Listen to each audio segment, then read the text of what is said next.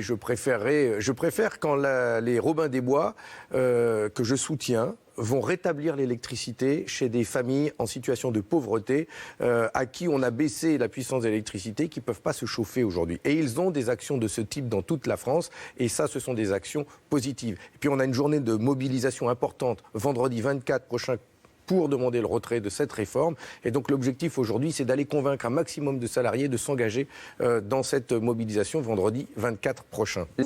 Mais pourquoi il y a cette expression de colère? Pourquoi ça prend ces formes-là? Parce que ça fait aujourd'hui 47 jours que des professions très diverses s'opposent à cette réforme des retraites. Vous avez les avocats qui jettent leur robe noire devant la ministre de la Justice. Vous avez déjà vu ça? Vous avez des enseignants qui jettent leurs affaires devant un rectorat. Vous avez déjà vu ça? Vous avez 1200 médecins qui menacent de démissionner aujourd'hui. 4 mois de mobilisation dans la santé. Vous avez déjà vu ça? Il y a des pompiers qui posent leur casque et qui quittent des cérémonies de Sainte-Barbe devant un député En Marche. On n'a jamais vu ça dans la République aujourd'hui, dans notre pays. Eh bien, c'est tout cela aujourd'hui qui explose parce qu'ils ne sont pas entendus. Il y a un mépris, une arrogance de la part de ce gouvernement qui fait que oui, nous sommes assis sur un volcan. Fabien Roussel.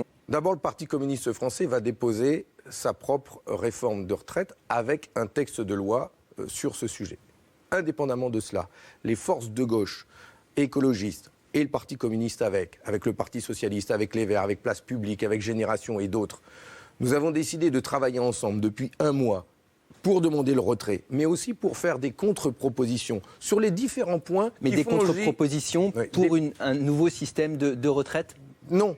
Pour montrer qu'il est possible d'améliorer le système actuel sur des points très précis, prise en compte de la pénibilité, minimum contributif au niveau du SMIC, carrière longue, carrière hachée, inégalité salariale femmes-hommes, retraite des agriculteurs, des artisans.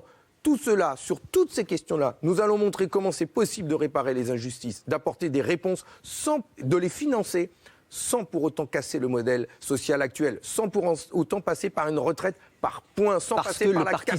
Parce que le Parti socialiste